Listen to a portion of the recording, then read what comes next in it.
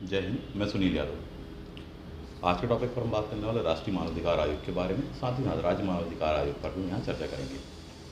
इस वीडियो को विशेषकर इसलिए शूट किया जा रहा है ताकि यह आपके एमपीपीएससी परीक्षा और यूपीएससी परीक्षा, जिसे आप शॉर्ट में आईएससी प्रारंभिक परीक्षा या मुख्य परीक्षा के नाम से भी जानते हैं, उन सभी एग्जाम्स में आपके लिए काम आने वाला है। तो चलिए बिना देर करे शुरू करते हैं। सबसे पहला पॉइंट कि मानवाधिकार क्या होते हैं। मानवाधिकारों को समझने वाली बात यहाँ पर यह है कि मानव के अधिकार, दैट इज मानवाधिकार, प्रत्येक व्यक्ति को एक मनुष्य होने के नाते कुछ नैसर्गिक अधिकार प्राप्त होते हैं। For example, right to liberty, dignity, integrity, है ना, अपने आप को अभिव्यक्त करने का अधिकार, उसकी गरिमा का अधिकार, उसकी जो एक विचारधारा होती किसी विषय पर, उस बात को कहने का अधिकार।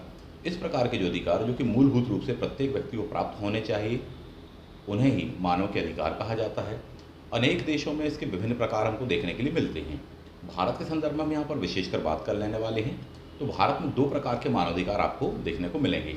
एक कहलाते हैं संवैधानिक मानवाधिकार और दूसरे कहलाते हैं सांविधिक मानवाधिकार। संवैधानिक यानी कॉन्स्टिट्यूशनल, इसका मतलब ये होता है कि कॉन्स्टिट्यूशन में उनके बारे में आपको डिटेलिंग दी गई है।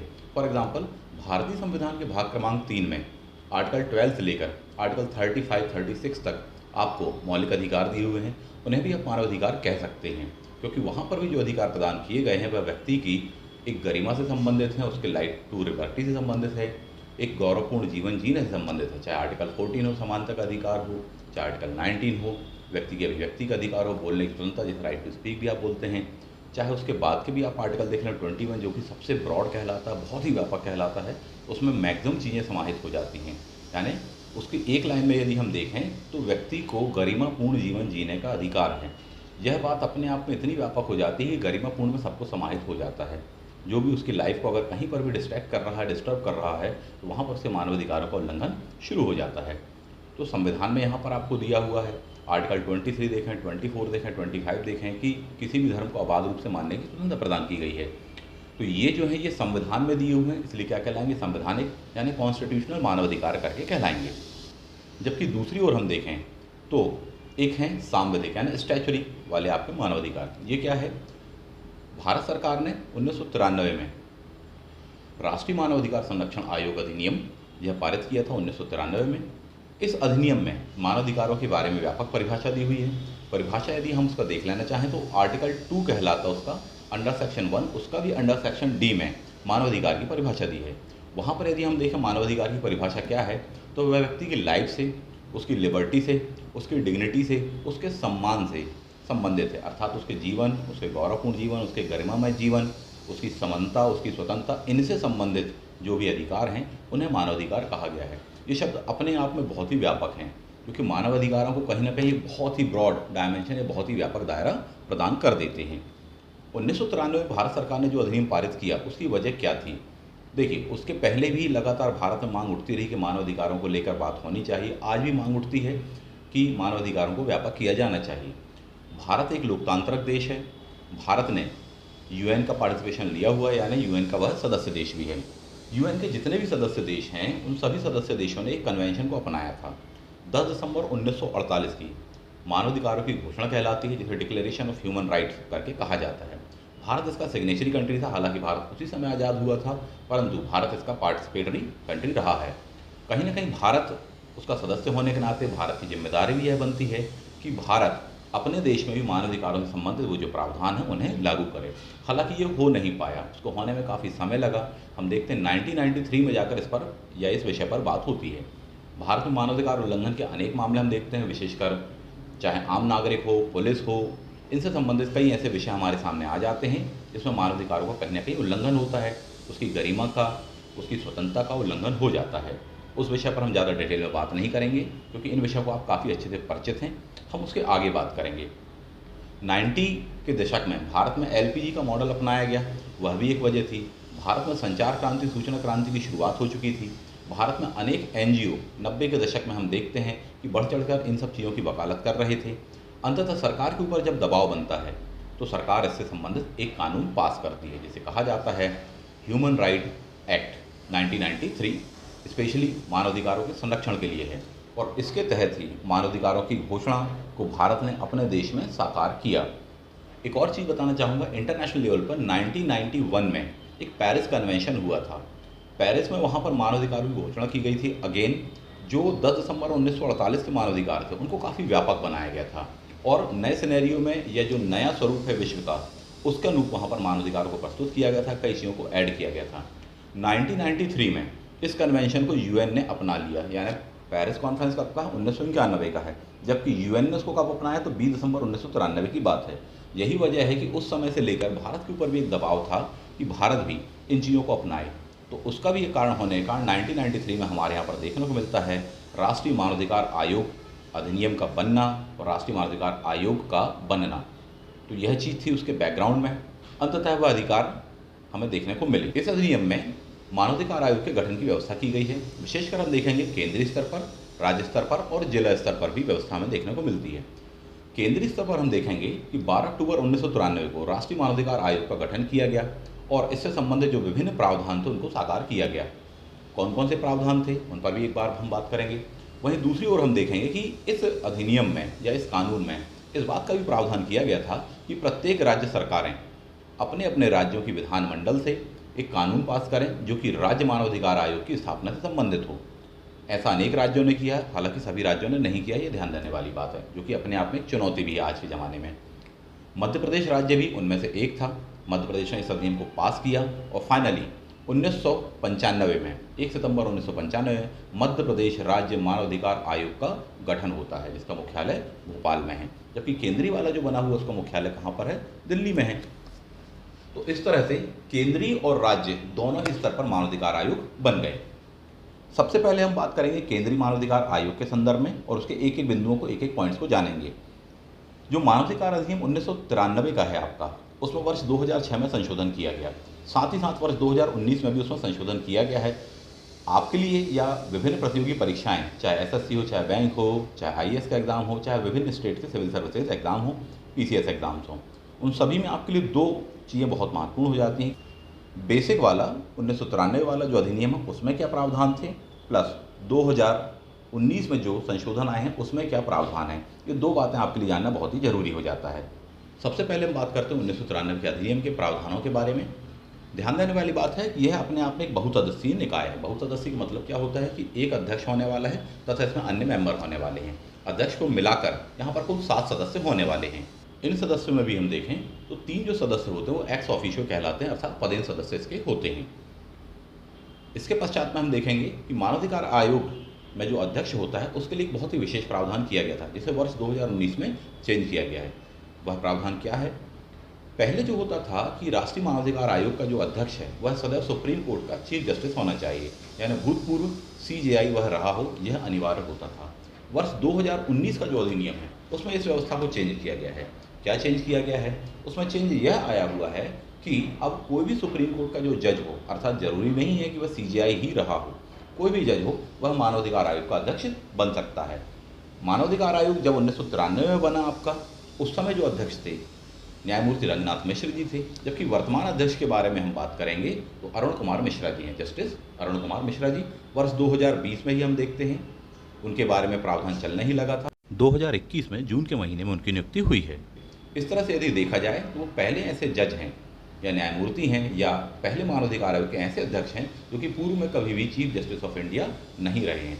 इस चीज़ को लेकर कई लोगों ने विवाद भी किया था कि साहब ऐसा कैसे क्या संभव है। तो बता देना चाहूँगा कि 2019 में जो संशोधन आपने लाया हुआ है मानवाधिकार आयोग के प्रावधानों को लेकर या उसके सदस्यों की नियुक्ति या अन्य संरचनाओं को लेकर, उसके तहत ही इनकी नियुक्ति की गई है।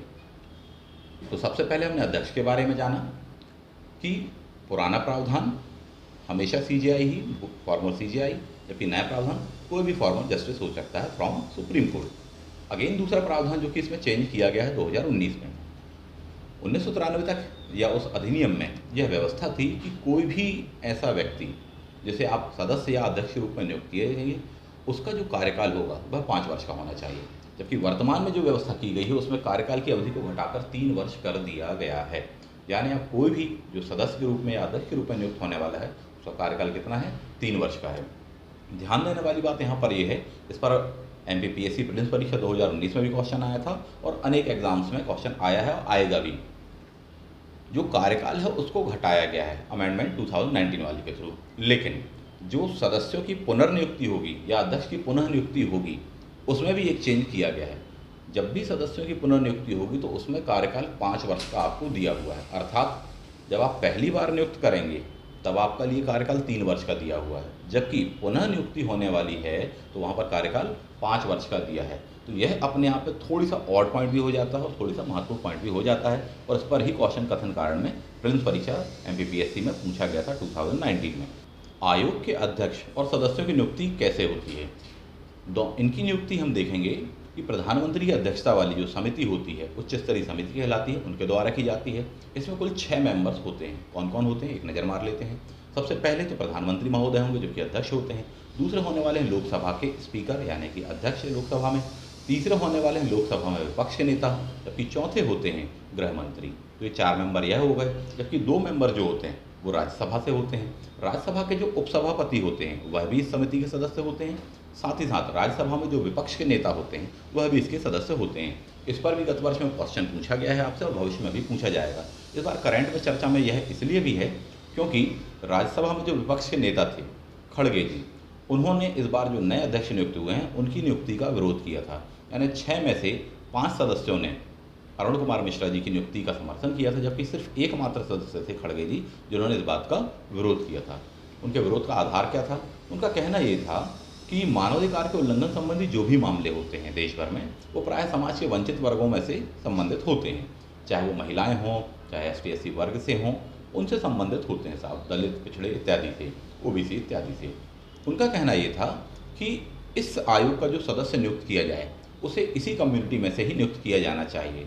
अरुण मिश्रा जी जो हैं वह इससे बिलोंग नहीं करते हैं। यही वजह है कि उन्होंने अपने तर्कों के साथ में इस बात को रखा था।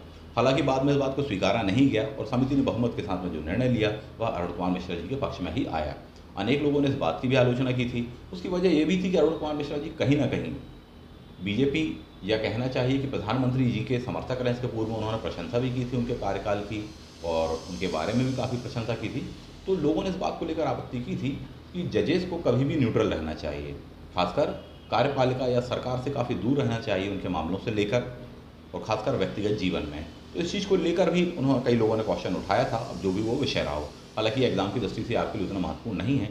जो प्रावधान है, जो संवैधानिक प्रावधान है, जो सांविधिक प्रावधान है, आपके लिए सिर्फ वही महत्वपूर्ण है। तो इस प्रकार से यह 6 सदस्यों की समिति होती है जो कि केंद्र में राष्ट्रीय मानवाधिकार आयोग के अध्यक्ष को नियुक्त करती है। तो जैसा कि बताया गया सदस्यों का कार्यकाल 3 वर्ष का होता है, लेकिन उसके साथ में एक प्रावधान और भी है कि अधिकतम उम्र का भी इसमें प्रावधान किया गया। अधिकतम उम्र 70 वर्ष की होती है, अर्थात या तो 3 वर्ष का कार्यकाल पूर्ण हो जाए या फिर 70 वर्ष की उम्र कंप्लीट हो जाए। यदि दोनों में से कोई भी एक चीज़ हो जाती है तो सदस्य तथा अध्यक्ष को अपना पद त्यागना पड़ता है। हालांकि जो नया संशोधन है उसमें पुनर्नियुक्ति का प्रावधान भी किया गया है जो कि पुराने वाले अधिनियम में नहीं था। तो यह अपने आप में दूसरा पॉइंट कहलाता है जिसमें 2019 के अमेंडमेंट के तहत बदलाव लाया गया है। इसको थोड़ी सा ध्यान दे सकते हैं आप। आयोग के सदस्यों या अध्यक्षों को हटाने का प्रावधान कैसा क्या है? ध्यान देने वाली बात है, ना तो यहाँ इम्पीचमेंट जैसी कोई प्रोसेस को अपनाया गया है, ना ही उसके लिए कोई इम्पीचमेंट वर्ड यूज़ किया गया है। इसकी प्रोसेस जो है बाकी अन्य से अलग है। जैसा कि नियुक्ति भी जो है वो सरकार के हाथ में है, वहीं उसी तरह हटाने का भी जो प्रावधान है वह भी सरकार के हाथ में है। हालांकि इसमें जो एक चीज़ ऐड की गई वह यह है कि किसी भी सुप्रीम कोर्ट के जो न्यायमूर्ति होंगे उनके माध्यम से उस व्यक्ति को हटाने के लिए या सदस्य को हटाने के लिए एक जांच की जाएगी, और यदि जांच में उन पर जो आरोप लगाए गए हैं या असमर्थता का आधार हो चाहे कदाचार का आधार हो, यदि वह सही पाया जाता है तो उन्हें पद से हटाया जा सकता है। तो यह भी किसके हाथ में है? सरकार के हाथ में है। जो जांच समिति होगी उसकी रिपोर्ट के आधार पर ही उन्हें हटाया जाएगा। जो राष्ट्रीय मानवाधिकार आयोग है उसके कार्य क्या हैं, उसकी शक्तियाँ क्या हैं? सबसे पहला पॉइंट तो यह है कि वह कभी भी 1 वर्ष से अधिक पुराने मामलों की सुनवाई नहीं कर सकते हैं। उसके लिए एक विशेष अनुमति चाहिए होती है, तभी वह कर सकते हैं, अन्यथा नहीं। तो सीधा सा पॉइंट यह आ जाता है कि 1 वर्ष के अंतर्गत जो भी मानवाधिकार से संबंधित मामले होंगे उनकी ही वे सुनवाई कर सकते हैं। दूसरा बिंदु यदि हम देखें तो मानवाधिकार आयोग को दीवानी न्यायालय की शक्तियाँ प्रदान की गई हैं। दीवानी न्यायालय क्या होता है साहब? दीवानी न्यायालय का मतलब यह होता है कि वह किसी भी व्यक्ति को समन जारी कर सकता है, गवाही देने के लिए, साक्ष्य प्रस्तुत करने के लिए, अपने समक्ष उपस्थित करने के लिए बोल सकते हैं, आदेशित कर सकते हैं। किसी भी सार्वजनिक या प्राइवेट संस्थानों में से कोई रिकॉर्ड्स वगैरह मांग सकते हैं और वह देना अनिवार्य है। इस प्रकार की जो शक्तियाँ होती हैं वह दीवानी न्यायालय की होती हैं। साथ ही साथ इसमें यहाँ पर यह भी ध्यान देने की बात है कि इन सब के बावजूद भी मानवाधिकार आयोग को दंड देने की शक्ति नहीं है। तो अर्थात किस प्रकार की शक्ति है? उनके पास में परामर्शदात्री शक्ति है। इसका मतलब यह होता है कि वे जो भी निर्णय देने वाले हैं वह परामर्श की प्रकृति के होंगे। उन्हें मानना ना मानना सरकार के ऊपर तथा रिलेवेंट बॉडी के ऊपर निर्भर करता है। यही चीज़ जो है इसे काफ़ी शक्तिहीन बनाती है। राष्ट्रीय मानवाधिकार आयोग के पूर्व अध्यक्ष श्री HL दत्तू जी ने यही वजह है कि मानवाधिकार आयोग को दंत विहीन बाघ कहा था। एक काफ़ी फेमस कोटेशन उनका ये कहलाता है। आयोग का यदि सबसे अंतिम कार्य देखें तो इनका कार्य होता है राष्ट्रपति महोदय को अपनी रिपोर्ट सौंपना। राष्ट्रपति महोदय ही इसे संसद के दोनों ही पटलों पर रखवाते हैं। राष्ट्रीय मानवाधिकार के जो अध्यक्ष हैं उन्हें देखना चाहें तो सबसे पहले अध्यक्ष का नाम ध्यान रखिएगा, श्री न्यायमूर्ति रंगनाथ मिश्र जी थे, जबकि वर्तमान में जो अध्यक्ष बने हैं वह श्री अरुण कुमार मिश्रा जी बने हुए हैं। मानवाधिकार संरक्षण अधिनियम 2019 का जो संशोधन बिल है उसमें और क्या क्या चेंजेज आए हैं उनको हम एक बार बिंदुवार देख लेते हैं। सबसे पहला पॉइंट तो जो अध्यक्ष की नियुक्ति है, चाहे केंद्रीय स्तर पर हो चाहे राज्य स्तर की, उसमें बदलाव लाया गया है। पूर्व में प्रावधान क्या था, चीफ जस्टिस ऑफ इंडिया हो सकते थे, जबकि अब नया प्रावधान क्या आ गया है कि कोई भी पूर्व जज रह सकते हैं। ऐसा ही राज्यों के संदर्भ में भी किया गया है, अर्थात राज्य मानवाधिकार आयोग का जो अध्यक्ष हुआ करता था वह पहले किसी भी हाई कोर्ट का चीफ जस्टिस होना अनिवार्य होता था, क्योंकि वर्तमान में चेंज कर दिया कि हाई कोर्ट के किसी भी जज को जो कि पूर्व में उसमें न्यायाधीश रहे हों, न्यायमूर्ति रहे हों, उन्हें नियुक्त किया जा सकता है। दूसरा पॉइंट यदि हम इसमें देखना चाहें तो कार्यकाल का है। 5 वर्ष के स्थान पर कार्यकाल को बढ़ाकर 3 वर्ष कर दिया गया है। तीसरा यदि हम सबसे महत्वपूर्ण बिंदु इसमें देखना चाहें तो पुराना प्रावधान ये था कि आयोग के सदस्यों में अनुसूचित जाति आयोग, जनजाति आयोग, महिला आयोग के जो अध्यक्ष होते थे वह इसके सदस्य होते ही होते थे। लेकिन जो नया प्रावधान किया गया है उसमें 2 अन्य आयोगों के सदस्यों को भी या अध्यक्षों को भी इसमें जोड़ा गया है। सबसे पहला है राष्ट्रीय बाल अधिकार संरक्षण आयोग के सदस्यों को इसमें जोड़ा गया है, साथ ही साथ राष्ट्रीय विकलांगजन आयोग के सदस्यों को भी इसमें जोड़ा गया है। 2019 में यह संशोधन विधेयक क्यों लाया गया, इसकी क्या वजह थी या क्या रिक्वायरमेंट थी। यदि आप इसकी रिक्वायरमेंट को देखना चाहें तो पूर्व में आप आयोग की भूमिका या उसके सदस्यों की नियुक्ति, अध्यक्षों की नियुक्ति संबंधी प्रावधान को देख सकते हैं। पूर्व में क्या है, अनेक राज्यों को तथा राष्ट्रीय मानवाधिकार आयोग को भी अपना अध्यक्ष नहीं मिल पाता था, क्योंकि उसका प्रावधान होता था कि CJI ही होना चाहिए भूतपूर्व, जबकि राज्यों में सेम बात हाईकोर्ट के लिए लागू होती थी। उसके कारण अध्यक्ष मिलने में बड़ी ही समस्या होती थी। आयोग के पास में शक्तियाँ भी कम थीं। यही वजह है कि अधिकांश लोग इसके अध्यक्ष बनने से मना कर देते थे। यही वजह है कि इसमें चेंज लाया गया और CJI वाली जो शर्त होती थी या हाईकोर्ट के मुख्य न्यायमूर्ति वाली जो शर्त होती थी उसे हटा दिया गया। साथ ही साथ सिनेरियो लगातार बदल रहा है। बदलता परिवेश, बदलता समय, बदलती तकनीकें, यह भी इसका एक प्रमुख कारण है कि मानवाधिकार आयोग तथा उसका जो अधिनियम है उसमें संशोधन किया जाना। जैसे कि खासकर डिजिटल वर्ल्ड के संदर्भ में हम देख लें, लोगों के बढ़ते मानवाधिकार, लोगों में उनके प्रति बढ़ती हुई जो जागरूकता है, डिजिटल प्लेटफॉर्म के बारे में यदि हम बात करें तो कहीं ना कहीं मानवाधिकार आयोग के जो दायरे हैं उसको विस्तृत करने की बात थी और उसकी कार्यप्रणाली को और भी सक्षम बनाने और बेहतर बनाने की बात थी, जिस वजह से भी इसमें चेंज लाया गया है। दायरे को व्यापक किया गया, जैसे मैंने बताया कि राष्ट्रीय बाल अधिकार संरक्षण आयोग के जो अध्यक्ष होते हैं, सदस्य होते हैं, उन्हें भी शामिल किया गया है। साथ ही साथ विकलांगजन आयोग वाला जो है उनके भी सदस्यों को इसमें या अध्यक्ष महोदय को इसमें एज अ मेंबर के रूप में शामिल किया गया। तो ये पॉइंट हम देखते हैं, तो इसमें दायरे को बढ़ाया गया है। विशेषकर यदि हम देखें तो यह भी एक रिक्वायरमेंट की वजह थी।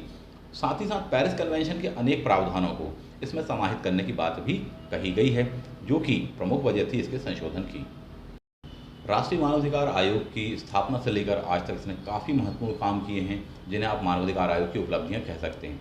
कुछ एक उपलब्धियों के बारे में यहाँ पर चर्चा करना चाहूँगा, क्योंकि उपलब्धियों की बहुत सारी हैं साहब। उनमें प्रमुख यदि मैं बताना चाहूँगा, चाहे बाल मजदूरी वाली बात हो, चाहे गर्भवती महिलाओं को प्रसव सुविधा वाली बात हो, लोगों में अवेयरनेस का फैलाना, स्कूली पाठ्यक्रम में उसको शामिल किया जाना, ये सब उसकी प्रमुख उपलब्धियों में से आप एक गिन सकते हैं। अनेक विभागों, अनेक कार्यालयों से शिकायतों को सुनना, सरकार को उसकी सिफारिशें करना, त्वरित निर्णय देना, अनेक मामलों में हमने इन चीज़ों को देखा है। तो यह मानवाधिकार आयोग की वर्तमान की उपलब्धियाँ कहलाती हैं। यह भी देखा गया है कि मानवाधिकार आयोग की कई बार जो सिफारिशें होती हैं उनको सीधे सीधे राज्य सरकार ने या निर्णयों को सीधे सीधे राज्य सरकारों ने या केंद्र सरकारों ने स्वीकार नहीं किया। लेकिन इसमें ध्यान देने वाली बात है कि दीर्घकाल में यदि हम देखें तो जो भी निर्णय आयोग के द्वारा दिए गए हैं, बात को उसको पॉलिसी मेकिंग के तहत इम्प्लीमेंट किया गया है। तो यह दर्शाता है कि मानवाधिकार आयोग कहीं ना कहीं एक काफ़ी सक्षम रूप में काम कर चुका है और जो कि उसकी उपलब्धियों के रूप में गिना जाना चाहिए। इन सब के बावजूद भी आज मानवाधिकार आयोग के सामने बहुत सारी चुनौतियाँ हैं, चाहे वो केंद्र वाले हों चाहे वो राज्य वाले हों। देखते हैं एक एक चुनौतियों करके। हालांकि चुनौतियों के बारे में यदि हम पॉइंट देखें तो मैं 3 पॉइंट्स पर आपसे काफ़ी चर्चा करना चाहूँगा। सबसे पहला पॉइंट यहाँ पर ये होता है कि मानवाधिकार आयोग को एक परामर्शदात्री निकाय बनाया गया है, अर्थात इनके द्वारा जो भी निर्णय दिए जाएंगे वह सिफारशी प्रकृति के होंगे। यही वजह है कि चाहे राज्य सरकार हो चाहे केंद्र सरकार हो, उन्हें आसानी से मानती नहीं है। उनके निर्णय को, खासकर जो उनकी पॉलिसी है, उनके कार्यों से थोड़ी सा इतर हों। तो यह इसकी एक सबसे बड़ी कमी कहलाती है। जैसे कि बताया मैंने आपको, एच एल दत्तू जी ने इसको क्या कहा था, दंतविहीन बाघ के रूप में कहा है। दूसरी एक सबसे बड़ी चुनौती देखें तो आज भी भारत के अनेक राज्यों में मानवाधिकार आयोग नहीं बनाया गया है। तो यह इस बात को दर्शाता है कि राज्यों की काफ़ी अनिच्छा है इस चीज़ को लेकर। लोगों के जो मौलिक अधिकार हैं या कहना चाहिए मानवाधिकार हैं, उनको लेकर अभी भी अनेक राज्य सरकारें उतनी जागरूक नहीं हैं या उतनी संवेदनशील नहीं हैं, जो कि इसको दर्शाता है। तीसरा पॉइंट यदि हम देखें तो आज भी मानवाधिकार आयोग हो, चाहे राज्य के हों चाहे केंद्र के हों, उनके पास में धन बल की कमी है, जिसके कारण उनकी मूलभूत संरचना में या उनके पास मूलभूत जो संसाधन है उसमें कमी होने के कारण वे उतने इफेक्टिवली काम नहीं कर पाते हैं जिस तरह से उन्हें करना चाहिए। तो ये 3 प्रमुख चुनौतियां हैं। बाकी जितनी भी चुनौतियां वो लगभग इसके अंतर्गत ही आ जाने वाली हैं। SHRC के बारे में यदि हम बात करें, स्टेट ह्यूमन राइट कमीशन के बारे में, अर्थात राज्य मानवाधिकार आयोग, अधिनियम में ही प्रावधान दिया गया है प्रत्येक राज्य को राज्य मानवाधिकार आयोग गठित करना है। इसकी संरचना भी सेम आपकी जो सेंटर वाली है उससे मिलती जुलती होने वाली है। 1993 का जो आपका अधिनियम था उसमें प्रावधान था कि एक अध्यक्ष होंगे प्लस 2 सदस्य होने वाले हैं। 2019 में जो संशोधन किया गया है उसमें एक चेंज लाया गया है कि 2 सदस्यों के स्थान पर एक तीसरे सदस्य को भी शामिल किया जाएगा और यह तीसरे सदस्य का महिला होना अनिवार्य है। तो यह एक व्यवस्था है। अनेक राज्यों ने इन प्रावधानों को लागू किया है और अपने अपने राज्यों में मानवाधिकार आयोग का गठन किया है। उनमें से मध्य प्रदेश भी एक है। हम देखते हैं 1 सितंबर 1995 को मध्य प्रदेश राज्य मानवाधिकार आयोग का गठन किया गया और ऐसा करने वाले भारत के सबसे पहले राज्यों में से मध्य प्रदेश एक था। तो ये एक थोड़ी सा इंपॉर्टेंट पॉइंट हो जाता है, विशेषकर उन विद्यार्थियों के लिए जो कि मध्य प्रदेश PCS एग्जाम देने वाले हों या फिर मध्य प्रदेश से संबंधित कोई भी कॉम्पिटेटिव एग्जाम्स देने वाले हों। राज्य मानवाधिकार आयोग के जो सदस्य होते हैं और अध्यक्ष होते हैं उनकी नियुक्ति संबंधी प्रावधान देखें तो यह भी केंद्र से काफ़ी मिलता जुलता है। केंद्र में 6 सदस्यों वाली समिति हो रही थी, लोकसभा तथा राज्यसभा के, लोकसभा के 4 तथा राज्यसभा के 2 सदस्य आपने देखा। इसी तरह राज्य में भी राज्यपाल महोदय इनकी नियुक्ति करते हैं तथा मुख्यमंत्री महोदय के अधीन में राज्य सरकार एक उच्च स्तरीय समिति बनाती है। इस समिति में 4 मेंबर होते हैं सामान्यतः। ठीक है, कौन कौन से देखते हैं। सबसे पहले तो CM होने वाले हैं, दूसरे गृह मंत्री होने वाले हैं, तीसरे उस विधानमंडल के जो स्पीकर हैं, अध्यक्ष हैं, वह होने वाले हैं, जबकि चौथे होंगे उस विधानमंडल में जो विपक्ष के नेता हैं। तो 4 सदस्य तो इस तरह से ये हो गए। 2 सदस्य और भी हो सकते हैं। फॉर एग्जाम्पल कैसे, यदि किसी राज्य में विधान परिषद का गठन किया गया है तो वहाँ पर उस विधान परिषद के जो भी उपसभापति होंगे या जो उपाध्यक्ष होंगे वह इसके सदस्य होते हैं। साथ ही साथ उस मंडल में जो भी विपक्ष के नेता होंगे वह समिति के सदस्य होंगे। तो इस प्रकार से यदि केवल विधानसभा है तो 4 मेंबर है, यदि विधान परिषद भी है तो 4 + 2 मेंबर, इस तरह से कुल 6 सदस्यों की समिति हो जाती है, जिसका सिनेरियो काफ़ी हद तक आप देखें केंद्रीय स्तर पर भी मैच करता है। इस समिति की रिकमेंडेशंस के आधार पर राज्यपाल महोदय किसी भी व्यक्ति को उसके अध्यक्ष या सदस्य के रूप में नियुक्त करते हैं। कार्यकाल के बारे में बात करें तो सेम है, 3 वर्ष का कार्यकाल वहाँ पर भी है, यहाँ पर भी सेम 3 वर्ष का है। अधिकतम अवधि की हम बात करें तो 70 वर्ष वहाँ भी और यहाँ पर भी 70 वर्ष ही है। पुनः नियुक्ति की बात करें तो बिल्कुल सेम है वहाँ पर कि पुनः नियुक्ति की पात्र वहाँ भी बनाया गया सेंटर में और राज्य में भी इसको बनाया गया पुनः नियुक्ति का पात्र। तो इन पॉइंट्स को थोड़ी सा आप एक नज़र देख सकते हैं। एक बार UN की जो मानवाधिकार परिषद उसके बारे में भी देख लीजिए। इसका निर्माण किया गया था वर्ष 2006 में। इसमें कुल 47 मेंबर्स होते हैं। वर्तमान में 47 मेंबर्स हैं। हालांकि इसके पूर्व में भी एक अलग से समिति होती थी या आयोग होता था जिसे मानवाधिकार आयोग कहा जाता था। 2006 में इसको समाप्त करके उसके स्थान पर क्या लाया गया है, मानवाधिकार परिषद का गठन UN के द्वारा किया गया है। यह जो परिषद है या जो कमेटी है यह किस प्रकार की है, तो यह एक इंटर गवर्नमेंटल काउंसिल कहलाती है। इसका मतलब यह होता है कि विभिन्न राज्यों के बीच में या विभिन्न राज्यों की जो सरकारें हैं उनके बीच में कोऑर्डिनेशन करने वाली या भूमिका के रूप में यह काम करेगी। तो ये एक बहुत ही खास समिति थी। इसमें एग्जाम में क्वेश्चन आता है कि इसका निर्माण कब हुआ है, इस परिषद का, इसमें मेंबर्स कितने होते हैं, वर्तमान में अध्यक्ष कौन है। तो इसको करंट के साथ भी थोड़ी सा आप अपडेट कर लीजिएगा। तो इस प्रकार से हमने देखा राष्ट्रीय मानवाधिकार आयोग, राज्य मानवाधिकार आयोग, साथ ही साथ वर्ष 2019 में जो अमेंडमेंट लाया गया उसके बारे में भी हमने काफ़ी अच्छे से जाना। इससे संबंधित विभिन्न परीक्षाओं में क्वेश्चन आने की संभावना है, विशेषकर चाहे ऑब्जेक्टिव वे में आए चाहे डिस्क्रिप्टिव वे में आए। यदि ऑब्जेक्टिव वे में आएगा तो वो क्वेश्चन कैसा होगा, 4 ऑप्शन दिए जाएंगे आपको एक क्वेश्चन में, उनके बारे में कुछ एग्जांपल देता हूँ। और यदि डिस्क्रिप्टिव वे में आता है यानी कि आपको मेंस में लिखना है तो उसको किस तरह से लिखना चाहिए उसके बारे में भी एक आपको मैं छोटा सा बिल्कुल शॉर्ट में बताना चाहूँगा। सबसे पहले ऑब्जेक्टिव वे में क्वेश्चन क्या क्या आ सकते हैं। ऑब्जेक्टिव क्वेश्चन जिनमें 4 ऑप्शन आपको मिलेंगे जो कि प्राय वनडे एग्जाम्स में आते हैं। सबसे पहला क्वेश्चन होगा कि राष्ट्रीय मानवाधिकार आयोग किस वर्ष में बना है और उसकी दिनांक क्या है या डेट क्या है। 12 अक्टूबर 1993 हमने उसकी डेट देखी हुई है। अधिनियम कब का है तो वर्ष 1993 का, ये पॉइंट आपको याद रखना है। इसके सबसे पहले अध्यक्ष कौन थे? तो न्यायमूर्ति रंगनाथ मिश्र जी थे। जबकि वर्तमान में अध्यक्ष कौन है? तो जस्टिस श्री अरुण कुमार मिश्रा जी इसके अध्यक्ष बनाए गए हैं वर्तमान में। क्वेश्चन पूछ लिया जाएगा कि इसमें मानव अधिकारों की परिभाषा कहाँ पर दी हुई है? तो हमको मालूम होना चाहिए कि अधिनियम के धारा 2 under section 1 under section D में इसके बारे में दिया हुआ है। इसको कुछ इस तरह से लिखा जाता है, 2 under section 1 under section D, यहाँ पर परिभाषा दी हुई है। इसके बारे में क्वेश्चन विभिन्न एग्जामों में भी आ चुका है। अगेन पूछ लेंगे कि यूनाइटेड नेशंस की डिक्लेरेशन ऑफ ह्यूमन राइट्स कब की है? तो 10 दिसंबर 1948 की। इसके बारे में हमने देखा, यही वजह कि पूरी दुनिया में यूएन के द्वारा 10 दिसंबर को विश्व मानवाधिकार दिवस के रूप में इसे मनाया जाता है। तो ये पॉइंट अपन देख लेंगे।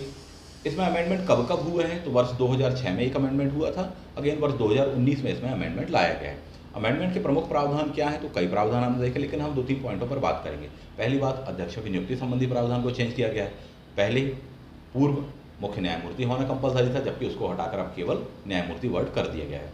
दूसरा, यदि आप ध्यान दें तो 5 वर्ष के कार्यकाल को घटाकर कितना कर दिया आपने? 3 वर्ष का कार्यकाल कर दिया है। तो इन पॉइंट्स को आप याद रखिएगा। साथ ही साथ राज्यों में देखें तो एक महिला सदस्य को शामिल करने वाला पॉइंट कंपलसरी कर दिया गया है। साथ ही साथ दिव्यांगजन वाला जो पॉइंट है उसको भी आप देख सकते हैं, क्योंकि उस पर भी कई क्वेश्चन पूछे जाते हैं।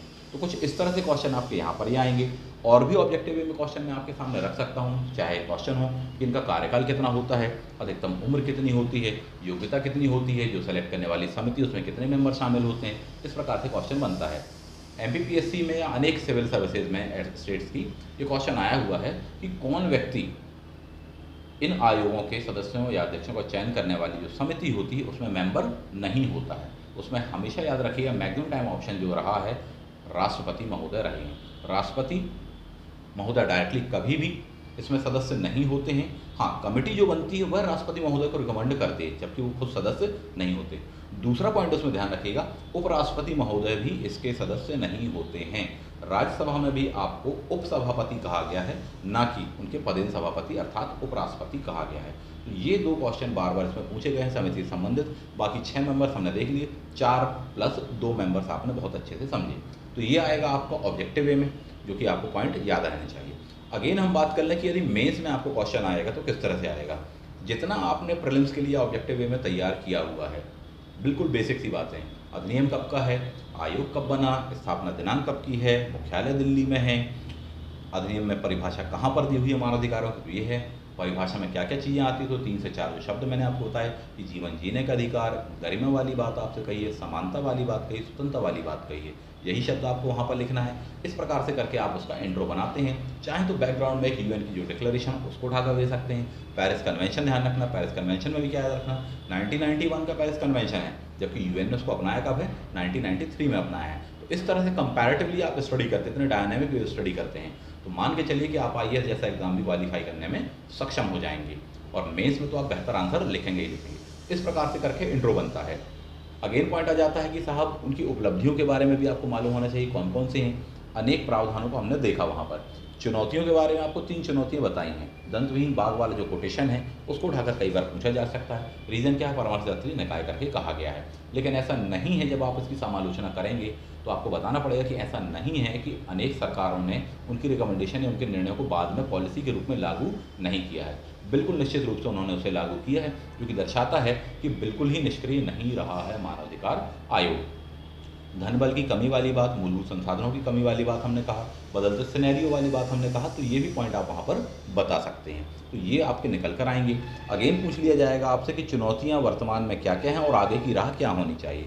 वहाँ पर आपको ये बताना चाहिए कि साहब इसमें अभी भी और संशोधन किए जाने की ज़रूरत है, इसको और भी व्यापक बनाया जाना चाहिए। प्रत्येक राज्य सरकारों के लिए कंपलसरी किया जाना चाहिए कि हाँ, राज्य मानवाधिकार आयोग आप गठित करें, उस पर रिपोर्ट सबमिट करें, नेशनल लेवल पर सबमिट करें। इवन यहाँ पर जिस तरह से ह्यूमन इंडेक्सिंग होती है, चाहे यूएन वाली हो चाहे भारत वाली हो, साहब ह्यूमन जो देखें इंडेक्सिंग रिपोर्ट, उसी तरह से मानवाधिकारों के संदर्भ में भी रिपोर्ट जारी की जानी चाहिए। स्वतः भारत सरकार को करनी चाहिए, स्वतः राज्य सरकारों को करनी चाहिए, कौन सा जिला कितना आगे है, कौन सा जिला कितना पीछे है, कितना अच्छा परफॉर्म किया नहीं किया।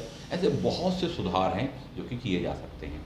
तो ये आपको मेंस में लिखना चाहिए। प्लस स्पेसिफाइड करके वहाँ पर कोई क्वेश्चन ऐसा पूछा गया होगा जो कि इतने के बीच में से ही होगा, उन्हें भी उठाकर आप वहाँ लिख सकते हैं। तो ये आपका बनेगा मेंस या डिस्क्रिप्टिव वे में आंसर। करंट के साथ में आप इसको जरूर अपडेट कर लीजिए, कोई ना कोई मामला जो होगा उसको उठाकर भी रिलेट करके आईएएस की परीक्षा में या MPPSC या UPPCS जैसे परीक्षाओं में पूछा जाता है, तो उसके प्रति भी हम इसको तैयार कर सकते हैं। और उसको तैयार करना है तो पहले बेसिकली आपने जितने पॉइंटों को इस वीडियो में समझा उन्हें देखें। इस वीडियो को कम से कम 3 से 4 बार आप बहुत अच्छे से देख लो। सारी बातों को इसमें लगभग समाहित करने का हमने प्रयास किया है, काफ़ी कम शब्दों में समाहित करने का प्रयास किया हुआ है। और निश्चित रूप से यदि आप इसको बहुत अच्छे से दिमाग में बैठा लेते हैं तो वहाँ पर कोई भी क्वेश्चन आएगा इससे संबंधित निश्चित रूप से आप बनाने में सक्षम होंगे। या इतना तो मैं कह ही सकता हूँ, यदि आपने इस वीडियो को बहुत अच्छे से देखा है, समझा है, अनेक पॉइंटों को नोट डाउन किया है, तो निश्चित रूप से आप 80 to 90% इस टॉपिक से संबंधित जो क्वेश्चन होंगे उन्हें बनाने में सक्षम हो जाएंगे, चाहे वो प्रीलिम्स की परीक्षा हो, चाहे मुख्य परीक्षा हो, चाहे इंटरव्यू वगैरह हो। किस तरह से चीज़ों को देखना है, किस तरह से पढ़ना है, किस तरह से कैटेगराइज करना है, उसकी ड्राफ्टिंग करना है, उन सभी विषयों के बारे में मैंने आपको इस वीडियो में बताया हुआ है। आशा करता हूँ कि ये वीडियो आप सभी लोगों के लिए हेल्पफुल रहा होगा। इससे संबंधित कंटेंट आप सभी लोगों को बहुत अच्छा लगा होगा, बहुत हेल्पफुल लगा हो। इससे संबंधित कोई क्वेश्चन हो तो निश्चित रूप से आप बताइए कमेंट बॉक्स में, उसका मैं उत्तर दूंगा। साथ ही साथ इसको बार बार देख लें, इस वीडियो को कई बार इसको ट्राई करें। आप क्वेश्चन पेपर लेकर भी ट्राई कर सकते हैं आप इस चीज़ को। इस वीडियो को देखने के पश्चात में आप ऑब्जेक्टिव वे में भी क्वेश्चन लगाइए, प्लस डिस्क्रिप्टिव वे में लिखने का प्रयास भी करिए, तो आपको इसकी जो महत्वता है वह भी समझ में आ जाएगी। और बिल्कुल क्विक रिवीजन आपका पूरे इतने बड़े टॉपिक का, इतने महत्वपूर्ण टॉपिक का आपका काफ़ी क्विक रिवीजन हो जाने वाला है। इसलिए आपको इसको 2-3 बार देख लेना चाहिए, फिर उसके बाद में आपको क्वेश्चन पेपर लगाना चाहिए। आशा करता हूँ ये वीडियो आप सभी लोगों के लिए हेल्पफुल रहा होगा। मिलते हैं किसी अगले वीडियो में, तब तक के लिए थैंक यू। जय हिंद।